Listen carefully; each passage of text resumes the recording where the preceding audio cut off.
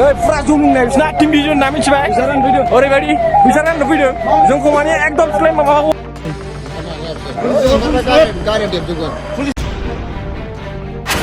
मुलुग सोलोंसालिनि बिसायख'थियाव दुंहाव थासारि फैसा राननो फैदों जोंखौ माने एकदम स्लेम माबाखौ हरबाय होदों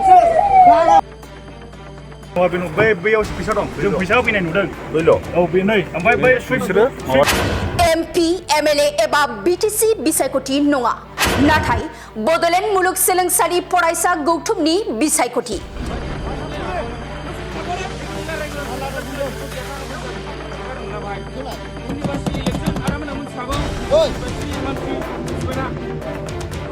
दिनै 19 नभेम्बराव खुंफुंजानो गोनां बड'लेण्ड मुलुग सोलोंसालि फरायसा गौथुमनि बिसायख'थिखौ लानानै थांनाय हराव सोमजिदोंमोन मोनसे दुंहाव थासारि फरायसाफोरनि सायाव बड'लेण्ड मुलुग सोलोंसालिनि बारग' जिएस आखि बर'नि दुमदाखाल जौनि निसाजों फरायसाफोरनि सायाव हरनि 2 रिंगायाव आखि बर'नि दादागिरि दिनै खुंफुंजानो गोनां बड'लेण्ड मुलुग सोलोंसालि फरायसा गौथुमनि बिसायख'थिखौ लानानै फरायसाफोरनि सायाव आखि बर'नि हांगामा थांनाय मोनानि 11 रिंगासो समाव देबोरगाव गयबारि गामियाव सोमजियो बे मुगैथाव जाथाया मख'नो गोनांदि दिनै खुंजानो गोनां मुलुग सोलोंसालि फरायसा आफादनि बे बिसायख'थियाव फारियै टीम प्रस्पेरिटी आरो टीम भिजन मोननै हानजाया बाहागो लागोन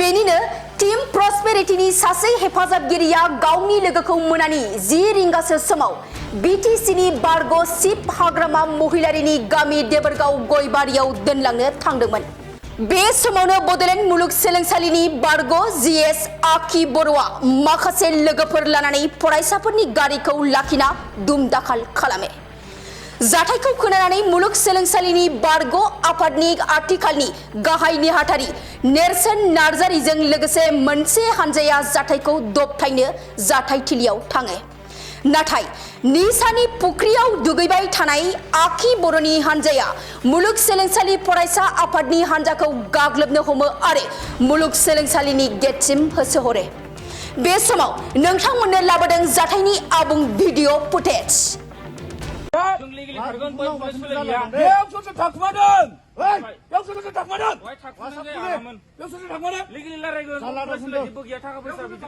गारनो मोना भाई खेवलाय इउनिभार्सिटि इलेक्सन आदामोना मोनथिखागौ इउनिभार्सिटि मानसि मोनथिबायना लाजिनांगौ आदामोना मोनथिबाय दा बे मोनसे स्टुडेन्ट इउनियन इलेक्सनसो आदामोन मोनथिबाय दा नोंसोर मिथिखागौखा आरो नङा गावनि साला नाम्बार दे ब्रादारमोन दे मा जबाव होयो नोंसिनिफ्राय दे ओंखारलाय दे रायलायगोनसो आदामोन मोनथिखायो नोंसोरखौबो जोङो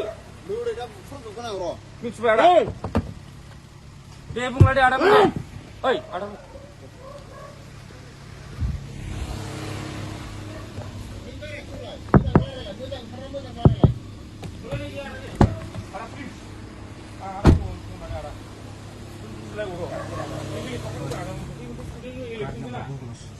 파티야 많이 먹어봐요. 파티야 인보비야 돼 알아봤어요. 그래서 모자 가만히 먹으면 맛있으면 뭐 말아 부르는 거라.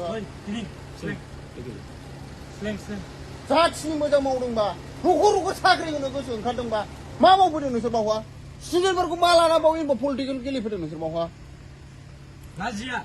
이걸 봐. 맞아 우리 바 시치 하베 나가는 거. 어? 너 사서 스튜던트 남아. 오와이. 많이 먹으면 서라. नोंसोर गिया सोगोनाखौ दोनखाव दुरुफोरखौ जाम्बाना मानो सोरो ओइ बैयाव पार्टि खालाम बैयाव दोनै सालाफोरखौ पुलिसनो हरगारदों गारिया देबजोबगोन पुलिसनो हर बेसेबां फैसा दं पुलिसनो हरजोबगोन दानो सिदा खोथा बेसेबां फैसा दं बर'नखा बाबुफोर पुलिसनो दानो थांजोबगोन बेयावनो गारजोबखा नोंसोरो र' पुलिस फैगासिनो बेयावनो थांजोबखा बेयावनो पुलिसनो हरगोन पुलिस फैनोबा थादोंब्रा जों हमदोंसोना पुलिसखौ लिंहरजोबो नङा जों हमदोंसो बिसोरखौ जों पुलिसनि केस खालामबाय जों नङा हमदोंसो जों बिसोरखौ इउनिभार्सिटि इलेक्सनाव मानो फैसा रानफैदों दुफां गारिया खेवना मोजां रायलाय पुलिस लिंहरबा जोंहा जेबो नङा जों हमदोंसो बिसोरखौ पुलिसा लिंहर जेबो नङा 나 로드만 하고 뚫었던 누가? 아? 어이 누가? 이래 누가 기도 했는 거야?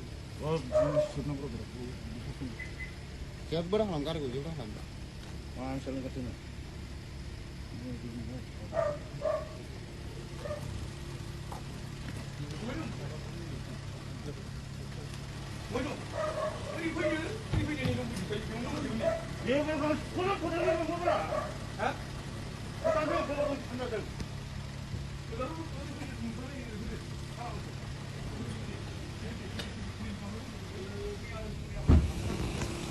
नै फुरा जौ लोंनाय बिसिना टिम भिजन ना मिथिबाय ओरैबायदि फैसा राननो फैदों जोंखौ माने एकदम स्लेम माबाखौ हरबाय होदों